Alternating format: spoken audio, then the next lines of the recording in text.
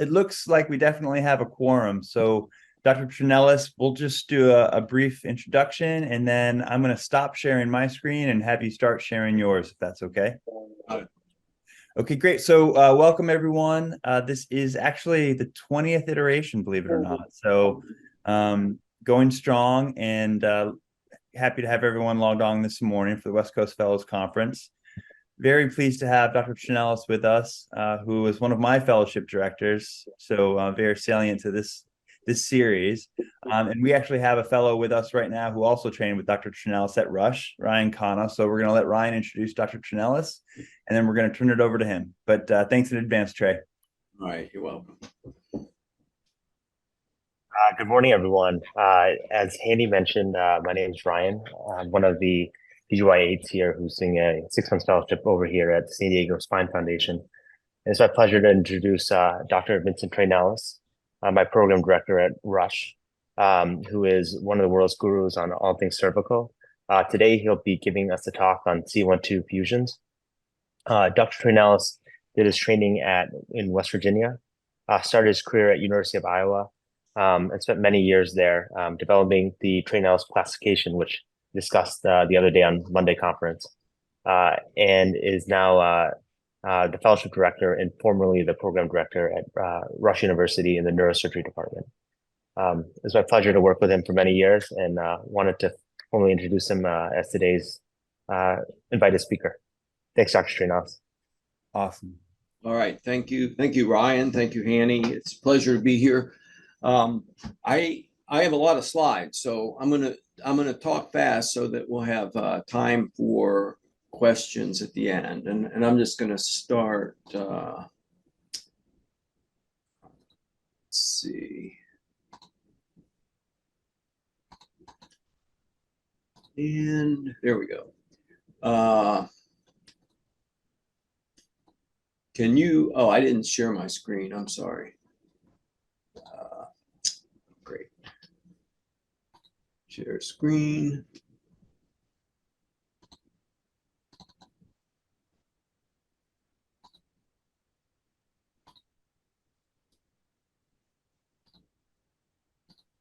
Can you see that? You see my screen?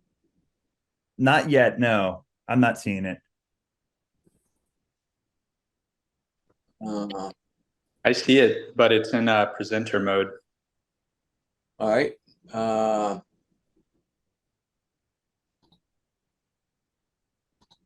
How's that look? Still presenter? Nope, that looks good. Okay, so I'm going to talk about C1-2 fixation and just like my surgical technique, and just thoughts on all the different points of fixation.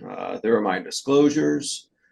And so what do we have available? We have transarticular fixation, which most people think is historical only, but I still do it now and then. And if you think about it, it is the fastest. It's also the most economical, because two screws is really cheap. And I don't think it's that dangerous. I've personally never had a problem with it.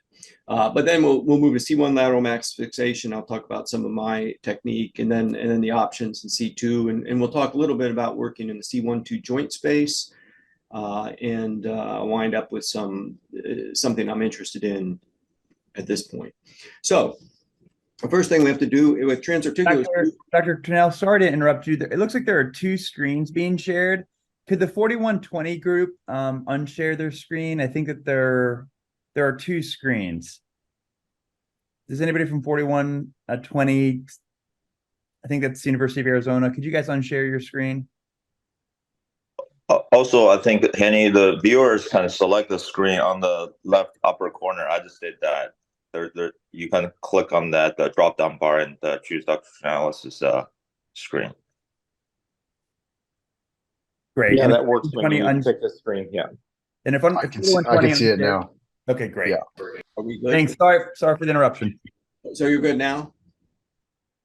I'm good. I think everyone should be. So Yes. transarticular screws, and this is also important, I think, with the pars screw, is you need to know where the vertebral is in the pars, and you need to be aligned. And with a transarticular screw, the target is the interarch of C1, and you can see if the C1 lateral mass is not aligned with C2, and you're aiming for that target, it can drag your screw right through the vertebral foramen. And this is something we want to avoid at all costs. And it is important to pay attention to the trajectory, and there's a million ways to screw it up, and here's just another. If we look at the target as the anterior arch of C1 and we place our screw to the anterior arch of C1, you need to remember that that is really anterior to the front border of the lateral mass. So you'd say, okay, well, these screws look pretty good. They go up to there, but in reality, if you get a CT, you see that you really overshot the mark. And so you need to study the preoperative CT, achieve anatomical alignment. Remember, wherever you are, the vertebral artery is lateral, and it's also inferior. So if you're entering the pars, whether to do a transarticular screw or a pars screw, medial and dorsal is safe. Lateral and ventral is more dangerous. And also you have to recall the carotid is anterior, as is the hypoglossal nerve. As you can see in this cartoon, either with transarticular screw or a pars screw, if you overshoot it and you're a little lateral and there's some anatomical variation, you could put the carotid at risk. In fact, here's a publication from Brad Currier where they got a post-op CT scan and they saw their screw abutted the carotid artery, and there was enough concern, and I think rightfully so, that screw was swapped out for a smaller one, so it's not sitting next to that pulsating vessel with all this time. And just another illustration showing that hypoglossal nerve is also a little lateral. So you want to be medial to avoid these structures. And so my technique, I don't have a picture of this, but once I'm exposed, I find the medial aspect of the pars. I look for my start, which could be 3 millimeters and 3 millimeters, but up and over. But there's usually facet. There could be facet arthropathy, and you just have to look at the anatomy. As long as you know where that medial border of the pars is, that's key, because you're gonna try to stay close to that medial border, and that'll keep you away from the vertebral.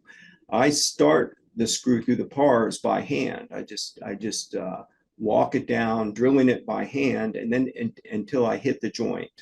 Once you get to the joint, you're past the vertebral, and the joint's too strong to really force through with the hand. So then I just hook the drill to the power and power through the rest of it. And so that's a little bit how I do it. I doubt I'm not gonna spend much time on it because I know most people are not gonna pursue that. So we'll jump right to C1, C2 fixation, and first described by Goyle, using this little plate and these screws, and he still uses these. He doesn't use polyaxial screws, but then with the polyaxial screws now become much more popular, and there's a number of publications that report outstanding fusion rates.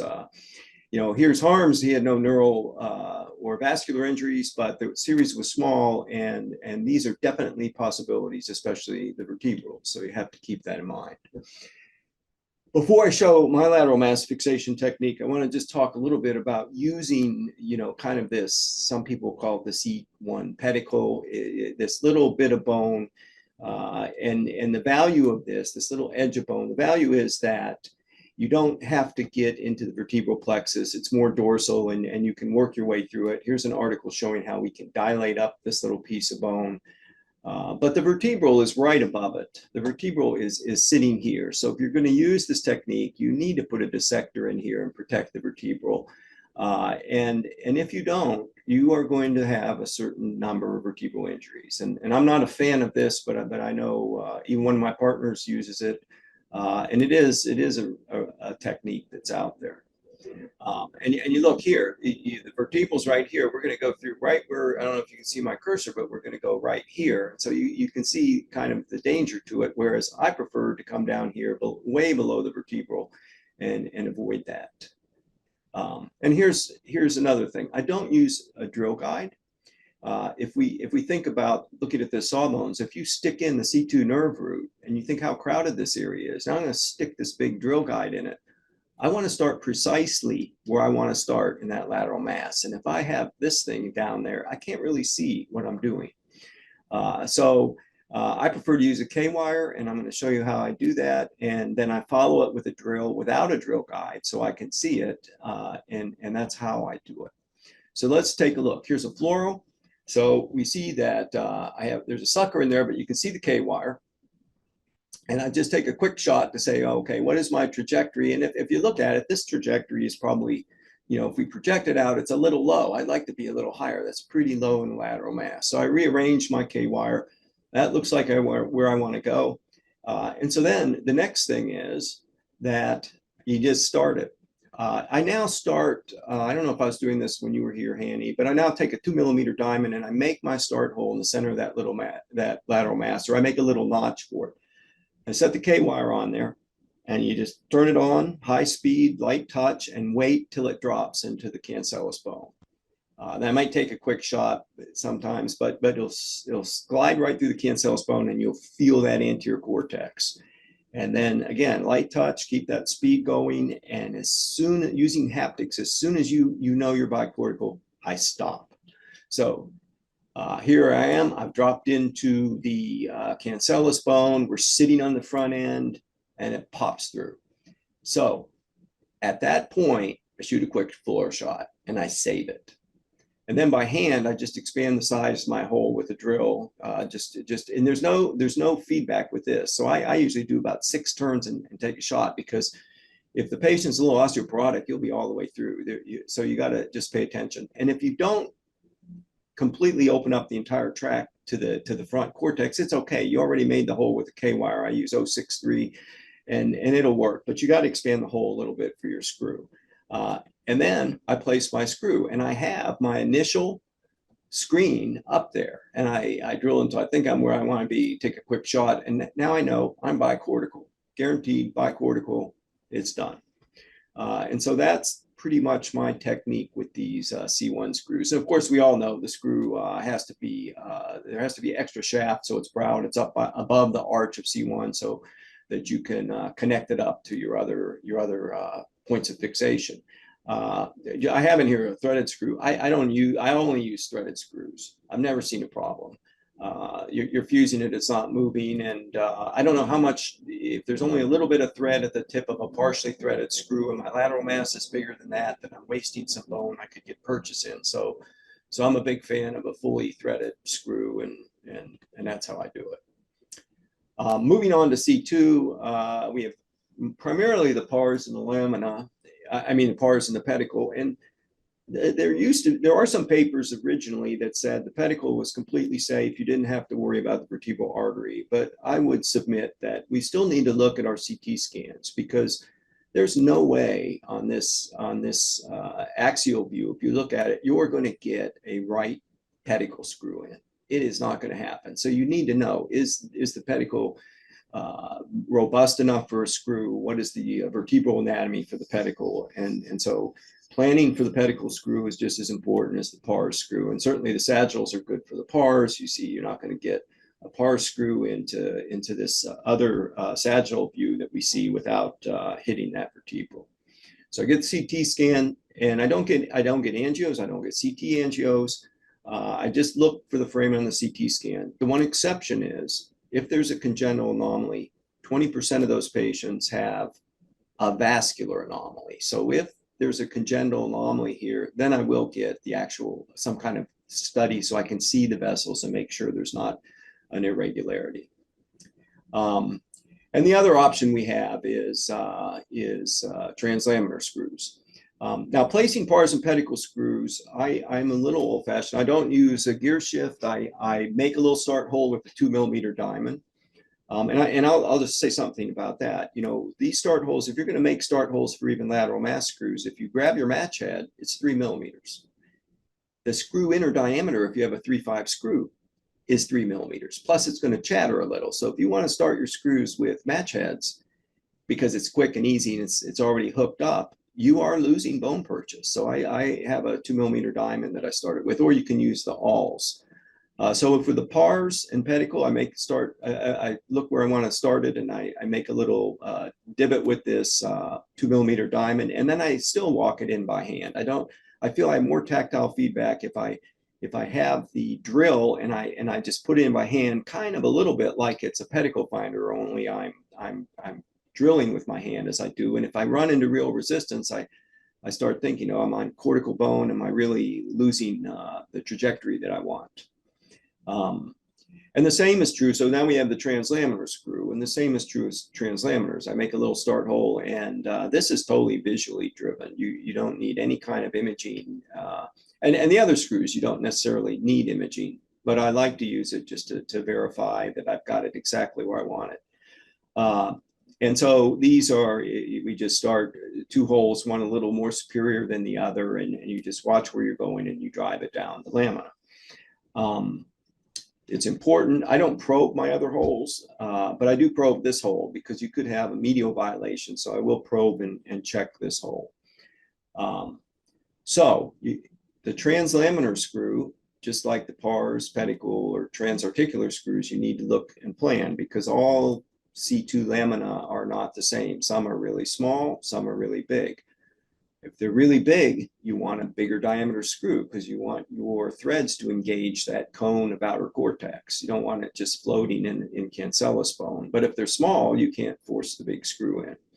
So you got the lamina exposed above and below. Look at your trajectory, make a start hole, and I just drill it by hand, probe it. And then you need to place the screw because these are usually what, 2-5 drills. And if you put a 3-5, 4-5 screw, if it's a huge lamina, it's a lot bigger. So when you're making your second hole, you need to have that screw in there because if you start drilling or using a gear shift and you hit the screw, you got to change your trajectory and you won't know unless it's sitting there. The bifid spinous process. So if we look at this one I have, for example, pre-op, that's not very bifid. That's super easy. But sometimes there's a really bifid process, and I'll show you how I would deal with this. Now here are some misadventures. Despite people thinking they can do this and just do it, look at this. There's like almost zero purchase. The angles are horrible. This is a bad construct. So this is not what you want. You want to flow that thing down the lamina. And here's another example of somebody that just didn't pay attention and didn't probe. And so they got a post-op CT scan, they got the screw in the canal, now they get to go back and change it. So and it's a huge lamina on the right. So attention to detail. And if you did this, you would have known with your probing. And you say, okay, well, I'm either going to redirect or not put that screw in. So as easy as these screws seem to be, you can have an error with anything. So this is how you want them. C2 lamina, plan the screw size, probe, and the bifid. So the bifid process, if it's really big bifid process, then you kind of look at your trajectory and you go through a little process, you pop into this airspace, you then re-enter cortical bone, and it's just messy. There's a lot of cortical surfaces that you may have to go work on. So if it's truly big and bifid, I'll take one side out, because then I just have a straight shot and the other side a straight shot. So this kind of a little variation on the technique if it's really a bifid process. Now, I'm talking about screws, but I think there's also value in maybe what we consider old technology, and that is cable. These are 4 papers that compared screws to some sort of wire fixation. So they're all old because nobody compares these anymore. And they all use different anatomical models. They're biomechanical studies, but they all use different parameters. Their loading parameters, what they measured. So I looked at all these and I created my own little scoring system. So the more pluses you get, the stronger it was. So I kind of tried to even them all out. And if we look at, and these screws are transarticular screws. So if we look at flexion extension, and we can ignore clamps for the fellows. The clamps are like a screw, that we don't use them anymore. There's a clamp that you could put around C1 and C2, but they're fussy and they have some issues. So they haven't been used for years. And the Brooks is a sublaminar C1 and C2, both sublaminar wirings, 2 wires on each side. So flexion extension, Brooks is the strongest, the clamp's the strongest, the screw wasn't so good. And that's because this is a tension band. You connect those lamina with a tension band with those wires. And the strength of a tension band is directly proportional to its distance from the axis of rotation. And the lamina is the farthest thing from the distance. So it makes mathematical sense that this tension band is going to give you more strength in flexion and extension. The screws are excellent with axial rotation. Everything's pretty equal with AP translation.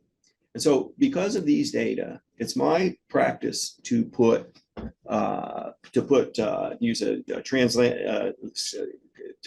cables under one, and then I link them around two. And here's kind of how I do it is I take a 0 vicryl with the suture on it. I reverse the needle. So I'm putting the blunt end of the needle in. It's simple, easy to pass under C1. You first have to see the dura. You can't think, okay, I'm just going to push it. You got to see the dura above and below, but it's easy just to flip that through, and then you can tie that to your cable, and you can feed your cable under here pretty simply, and then it will nestle. I like to just nestle it around C2. If you try to put it sublaminar on C2, then it just looks like it's pushing on the dura. It's harder to do. It's fussier, and so it's not really. I like to put it around it. So if we speed this up, so we've got this now. Here's my bone graft. So I've prepared the inferior surface of 1 and superior surface of 2, and I have this bone graft, and I'll make it a little oversized, and then I'm going to tamp it in. I'm just going to gently tamp it in. It's going to splay those apart just a little bit, and then I can cinch my wire down. If you don't have a spacer in there and you squeeze that wire down, you're going to pull those together and change your angulation. And then here's how it looks. So cables underneath, cables above, and it's wrapped around C2. Sometimes it's not quite as tight as I want it because there are all these curves and angles. So if that's the case, I'll take another cable and I'll just slide it across here and use that to cinch it down and take a little bit of the slack out of the system. So whenever I can, I add that to my construct. It doesn't take much time. It's easy to do.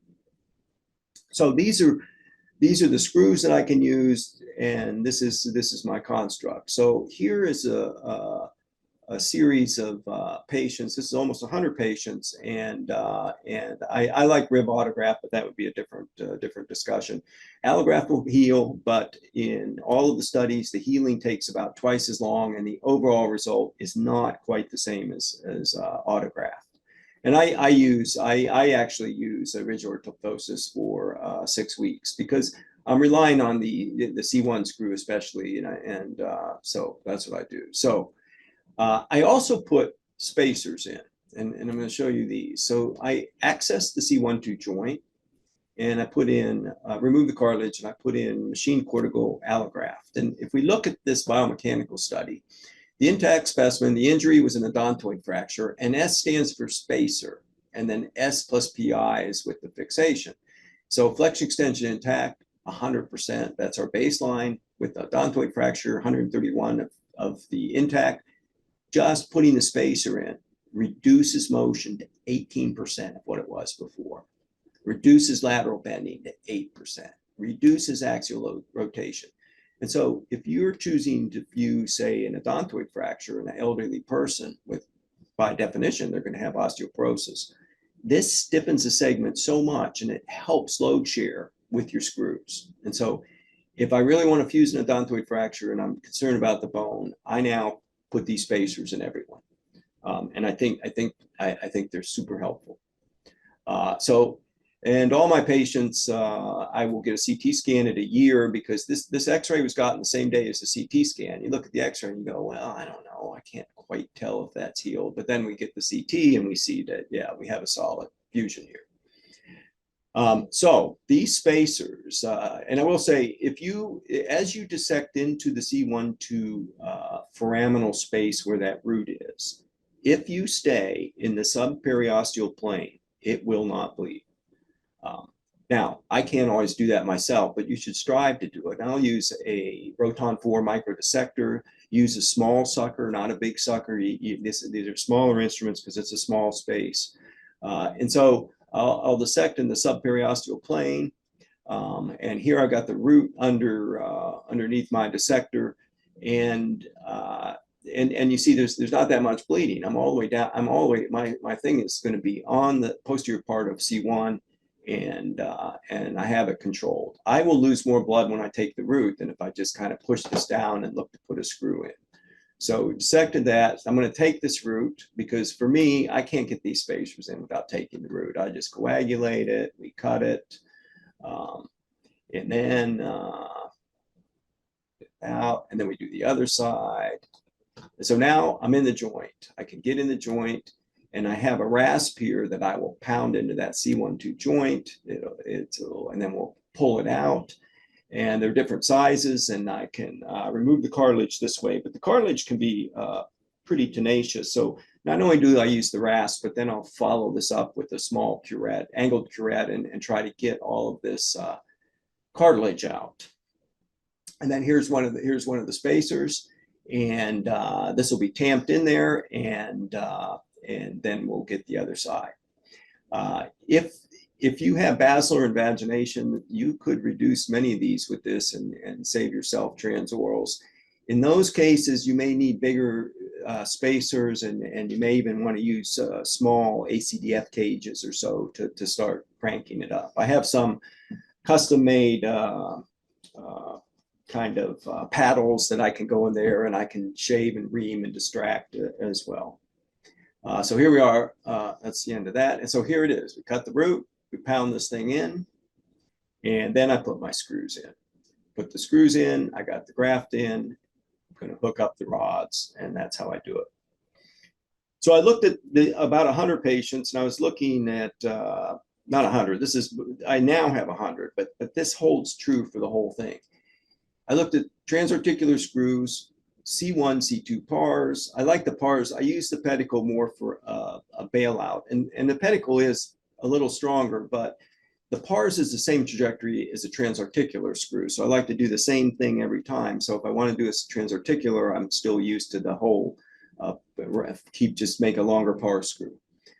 Then some lamina. And if I look at my fusion rates, it's horrible, 67% when I use the lamina. And so the question is, why is that? And here's an example. Are we running late here? How am I doing on time? Annie? We typically stop around 7 o'clock, Trey, but I think sometimes we run a few minutes over. So we may have just limited time for questions. All right. So the translaminar screws didn't work. And the early biomechanical studies said they were equal, but later ones said they weren't. So if it's the only place I can get fixation, I will either add a C3 screw, or I will use this technique, originally designed by pediatric surgeons to make sure the screw wasn't in the canal. And here's this Miami report. And if you take your burr and you make a little hole on the other side and you make it bicortical on either side, it's a lot more rigid than the lamina. So if I have that situation, I'll use that. And then finally, just a couple comments on finish up with this odontoid fracture business. These Japanese in Shanghai wrote 2 papers. One, they were doing temporary fixation for odontoid fractures, and then they showed, when compared to an anterior screw, that the rotation was the same. Essentially, they got 40 degrees with their screw, 32 to each side with the temporary fixation, and their fusion rate was 96% of the fracture.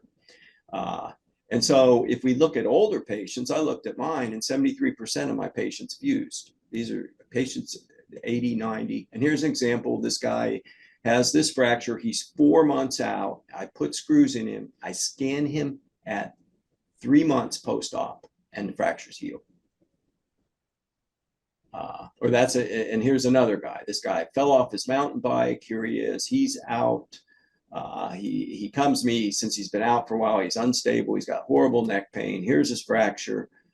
Temporary. I put this in. I put my graft in, and there's a scan at 3 months. Posterior part of the fracture healed. Take him back. Take out the graft. Take out everything. This is the first one I did.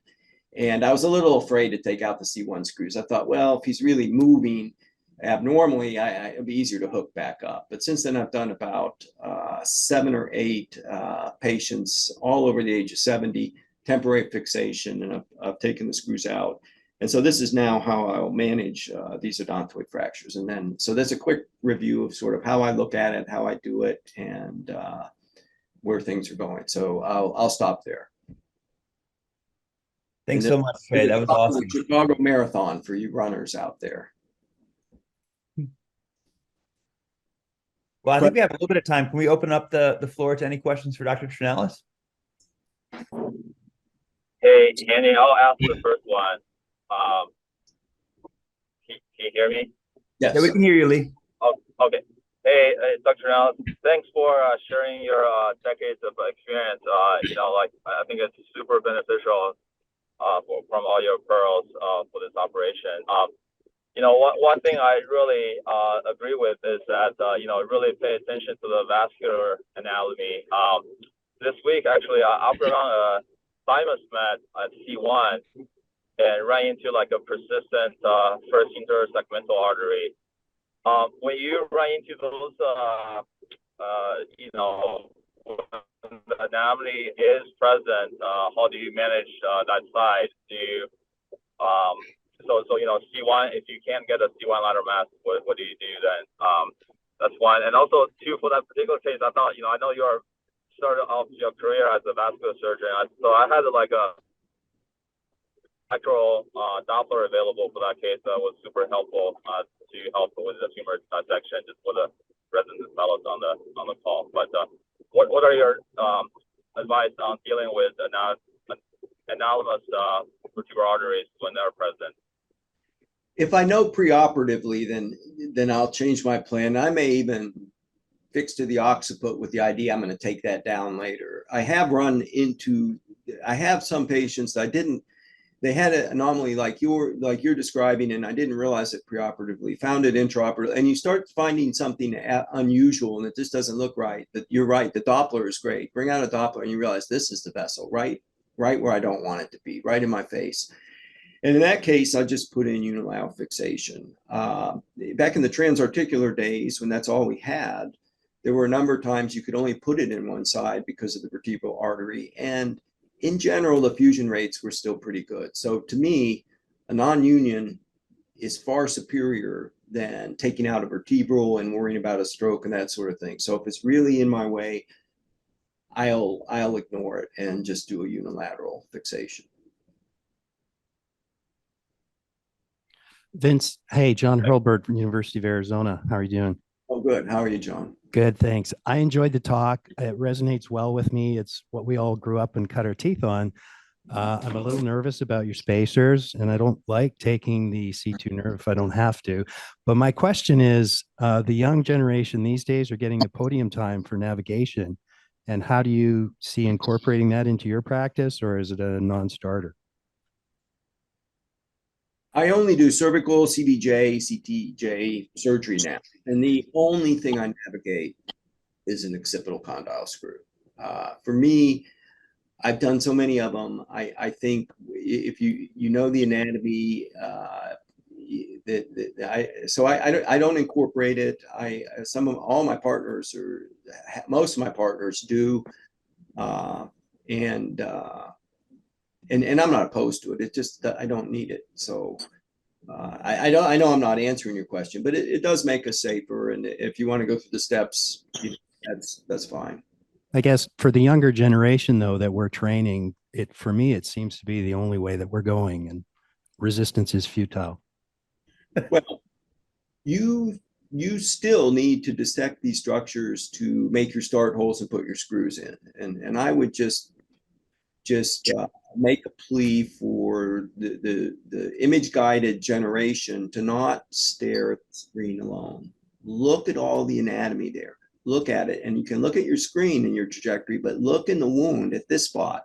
Maybe it doesn't really count if you're putting in thoracic lumbar pedicle screws as much, and it's MIS you can't see, but this is open enough you can see. Make sure that what you see in that wound makes sense to you, not just following the image on the screen. That would be my only advice. Great point. Thank you. Preach it, Trey. Trey, tell the guys all give an open exposure. Like it's augmented. Don't trust the screen. Trust your haptics. Like it's way more. It's way better. So I've seen residents. I go into John O'Toole's room, and they got some kind of open thoracic thing, and they're putting the screws in with image guidance. They've drilled the hole and tapped it, and now they're putting the screw in, looking at the screen. And I said, "What are you doing? You can see it right here. Just stick it in the hole." And they're like pecking around, looking at the screen. So I mean, if the thing is open, you should be looking in there now and then. Point well taken. Well, it's 7:06. Dr. Traynelis, thank you so much for leading the discussion today, and thanks to everybody for logging on. And look forward to seeing you all at session 21. Have a great day, everyone. Thanks. Have a good day, folks. Thanks, Trey.